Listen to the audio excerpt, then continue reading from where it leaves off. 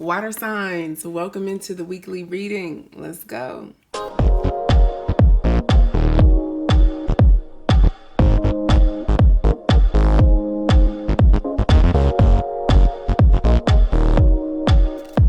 right, water signs. Water signs. How are you? How are you? Cancer, Scorpio, Pisces. Where are my water signs at? Cancer, Scorpio, Pisces, that's Sun, Moon, Rising, and Venus signs. Tiana Louise, Intuitive Coach Sultan, here with your weekly reading, looking at your soul connection, your deep soul connection, your twin flame connection that's in a separation or challenge right now, right? So you're here wondering what is going on. Thank you so much for your likes, your shares, your subscribes. Channel has been growing very, very nicely. You may be wondering why I'm not doing a full Zodiac this week. Well, look, life is lifing, okay? I have a lot of things going on in my personal life, and this week my professional life ramped up as well. Some projects that I'm working on outside of this, but that will support this, needed my attention this week. And so I decided, instead of stretching myself thin, I would just rework things a little bit to have a both and. So you're getting the readings in the form of elements this week, still powerful, still impactful. And then we will resume the full Zodiac when things even out. So this will be something that I will do occasionally to help me manage my energy and stay responsible to taking care of me while also taking care of you. So hope you can understand that. All right, so let's start off looking at you this week. What's up with you, water sign? What's going on with you, right? We're not even going to look at the connection yet.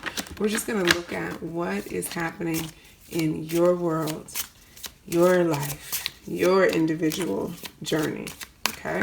That's the major theme right now. Ooh, conviction. That's your anchor word. That's the theme to ground yourself in this week. Conviction. What's your trigger statement? No one listens to me. So that lets me know that you're in a place of not feeling heard, feeling like your voice is either not powerful enough or doesn't matter, okay?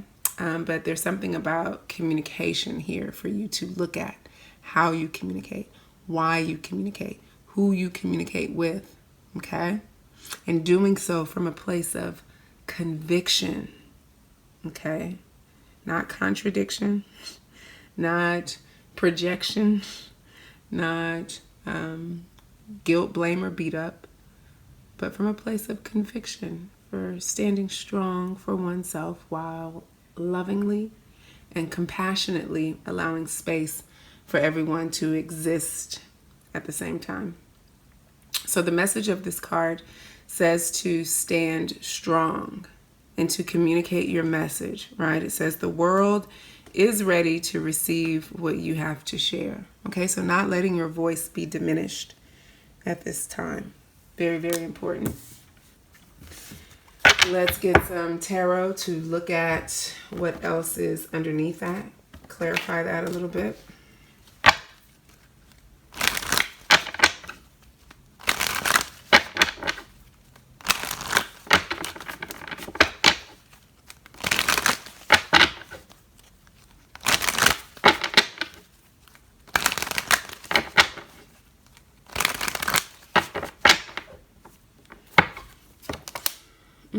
So we have the Seven of Swords.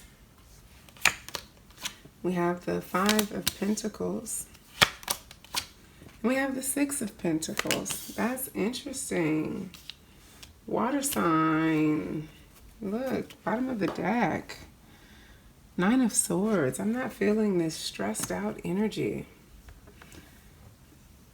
It's almost like an energy of saying too much, feeling like you may have said too much, and you have to kind of back off something you said, retract some things.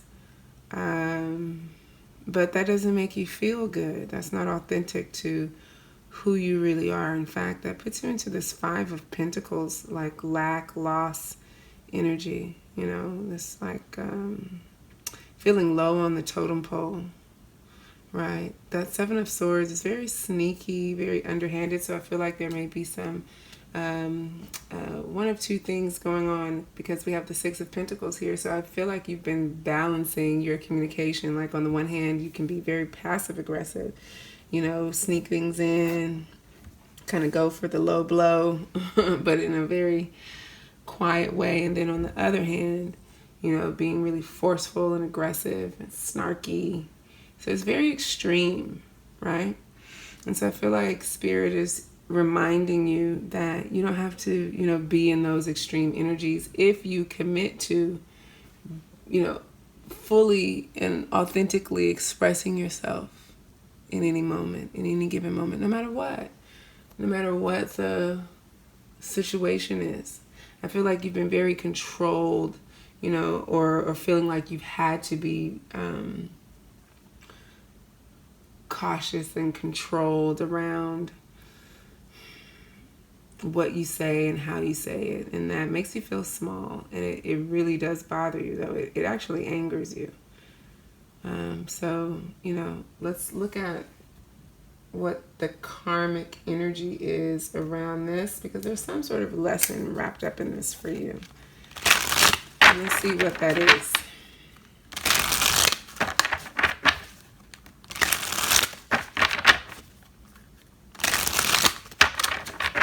And I feel like you have to be mindful of, you know, just maintaining like who you are with one person is who you are with everyone else, right? Not having one way of communicating with someone who, like, say for instance, you know, you communicate with someone who you feel is higher than you in some way, and you're very passive aggressive and meek and, you know, not fully speaking up, but then you communicate with someone else who you may feel that you're higher than, or that you don't have as much anxiety around communicating with this person, and so you're much more forceful and, you know, domineering and aggressive, and that, you know, can make you appear fake. You know, that can even make you feel inauthentic, right? That's what I'm picking up on this Seven of Swords energy, and at the end of the day, it just makes you feel bad. You just don't feel good about it, and then you stress out about it, and you constantly think about it. So, you know, working on finding a balance there, working on, you know, your voice and using it for good, number one, to, you know, speak light and love versus, you know, frustration and anger and hate, right? Speaking with the intention of moving something forward, creating something that can, you know, be in the highest good of all. That should be the intention.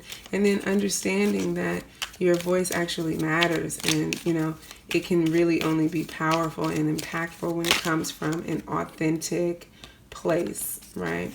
So what's the karma at play underneath this? Like, why is this coming up at this time? What is it here to show you? Oh, look at that. Embracing family. Okay, so this could have to do with family communications at this time, like how you're dealing with people who are close to you, how you're communicating with them, how you're being seen and heard by them, and how you feel about that, right? And maybe not feeling seen and heard has had you, you know, pushing people away, or putting up barriers and blocks, right? But this is learning to embrace the family that you have, and learning to embrace everyone who you come into contact with as your family, treating other people as you would want them to treat you, and at the same time, you know, teaching other people how to treat you the same way. And part of the way you do that is through authentic communication.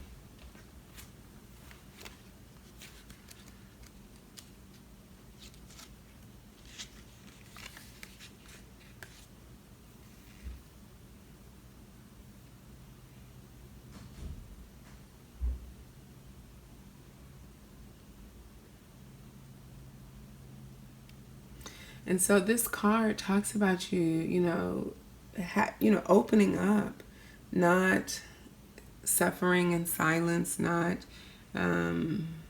remaining silent because you think that your voice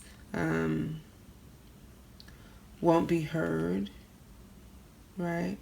Really opening yourself up to being supported in a way that feels good to you. But in order to do that, you have to authentically communicate. You cannot withhold, water sign. You can't keep things bottled up. And I know for some of you, that's a thing, right? Like you tend to keep everything bottled up inside. And that's not good, because this is where you end up feeling very lost and alone. Feeling like you're on your own and feeling hurt, okay? So that's what's happening with you this week, water signs. Something for you to be aware of, think about as you interact with people. Speak up, but speak up from your powerful place, okay? Now we're going to see what's going on with your person. What's happening with them? What's happening in their world?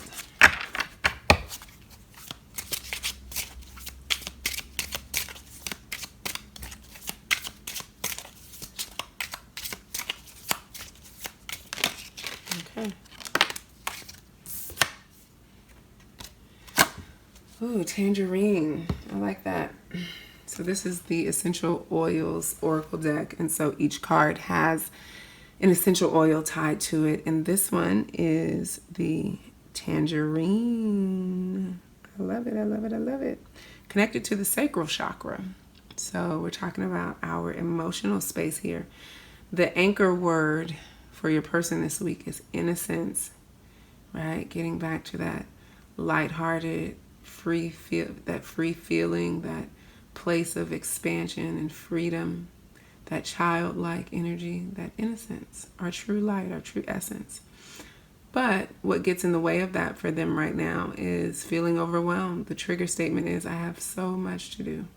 That could be something they're telling themselves right now. I have so much to do. Oh God, I just have so much to do. And when you have so much to do, what do? You work, and you work, and you work to get it done. And you don't do what? You don't play. Okay, you start adulting in an unproductive way, because it's unproductive for your mind, body, and your soul to always be in this work mode. And I know this for a fact. This is something that I have to constantly work on within myself, because I could just work, right? All work, no play. That's no fun. And over time, it becomes a burden. Right? That's why this week I had to do something more creative. I was like, hey, look, there's no way I can manage all of my commitments and manage all of the surprise things that came up in my week this week. And it was some pretty heavy stuff. Look, I had to release, let go, and say, you know what? I may not be able to do the full Zodiac this week, but I could do something. And so I restructured the readings to be this way, to take a little pressure off of me, to help me get some other things done, and to offer me some time to play. Like this week, I met up with a friend who I hadn't seen for a long time. Got my daughter out to the park a few times, got out a little more in nature, the way that I know that I need to, and it was good. And you have to do that. You have to pull yourself out of this feeling of having to, be so tied to your quote unquote responsibilities. And that's what the message of this card says. It says, let the burdens of responsibility go in this moment and look at your world with the eyes of a child. And what does a child always want to do? Play. It's not always the time to play, but sometimes there's definitely a time to play. And so that's what's happening in your person's world at this time. And because if not, then their sacral chakra gets all tied up, blocked. And that's not good, because you don't feel good. So they need to be in this playful energy. let's get some tarot to clarify that. Water sign.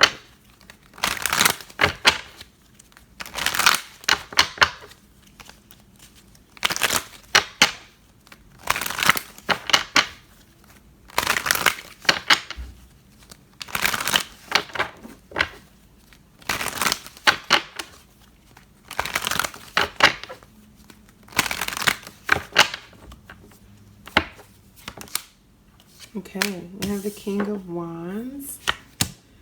Ooh, we have the Tower. And we have the Queen of Pentacles. That is very interesting energy. Okay. So with this Tower here, right off top, is something big has happened. Something significant either has happened or is going to happen to take you or throw you out of this King of Swords and Queen of Pentacles energy. This could be, you know, with this Queen of Pentacles, this could actually be someone in your person's life, because I'm seeing them as the King of Wands.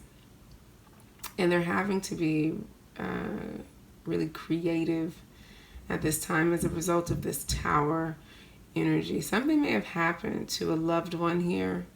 This Queen of Pentacles could be a mother, it could be a sister, it could be an aunt, right? And with this King of Wands, which is normally like who your person is, I feel like has caused them to be a little more, what's the word? Impulsive. Like feeling like they gotta, you know, make some moves to correct some things, and they gotta do a lot, right? It's like they gotta save the day, right? And I feel like they're trying to save this queen here.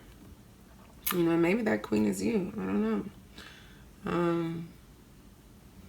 But I want to get some more cards to clarify this, but I really feel like that's what's happening with this person, feeling like they have to, you know, take care of someone, or maybe, you know, more than one person at this time, and particularly as it relates to this Tower card. Let's see why this Tower card is here.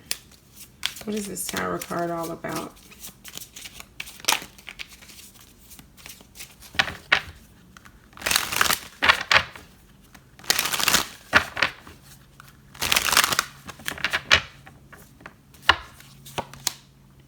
Ooh, we have King of Pentacles, we have King of Cups, and we have the Star card.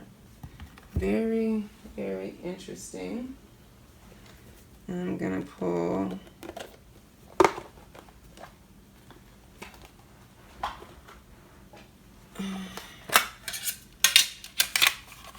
some oracle cards to clarify that. So I definitely feel like this is family related, and the person feeling like they have to pick up the pieces, clean things up, be a support. So we have Mirror, we have Lust, and we have Elusive. Yeah, so I'm sensing that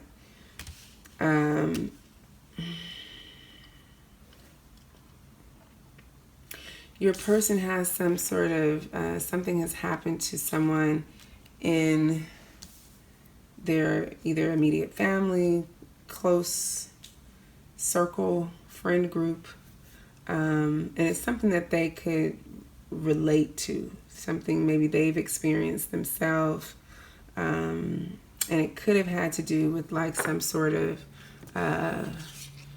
relationship, or, you know, fight between whoever this close friend or family member is. Like there was some sort of disruption in their life in regard to a relationship, and your person has now been trying to help them, you know, comfort them, you know, just help them however they could. And that's taken up a lot of their time and energy, and has left them feeling overwhelmed. Yeah, it's like they've stretched themselves a little thin, but I feel like they do this a lot. I feel like your person is, I don't know, that's just like who they are. That's what they do. But, you know, why do they do this? Well, part of it is that they see a part of themselves through this experience. It's like they're empathic. They pick up on other people's emotions and feelings, and then they feel responsible for it. But then at the same time, it helps them to, you know, it's like while they're helping heal other people, they don't have to worry about, you know, healing themselves. So it's almost like a distraction. Very interesting. That's what's up with them this week. Gotten themselves in somebody else's drama. Okay. So what I'm interested to know is, what does that have to do with you two? Okay.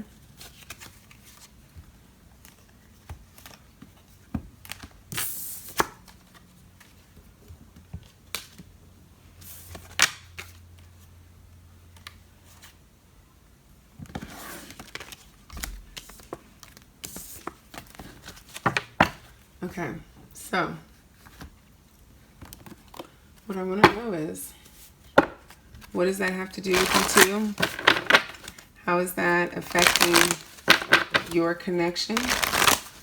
And what is the energy between you and this person at this time? Okay, and so we're going to look at that in the extended reading, which you can get by clicking on the little link in the description box. That'll take you right where you need to be for the extended. And I want to thank you so much for tuning in to this video. Make sure you like this video before you leave. Subscribe to my channel. Let me know you're out there. Let's keep growing. Let's keep connecting. And I will see you again next week. Peace.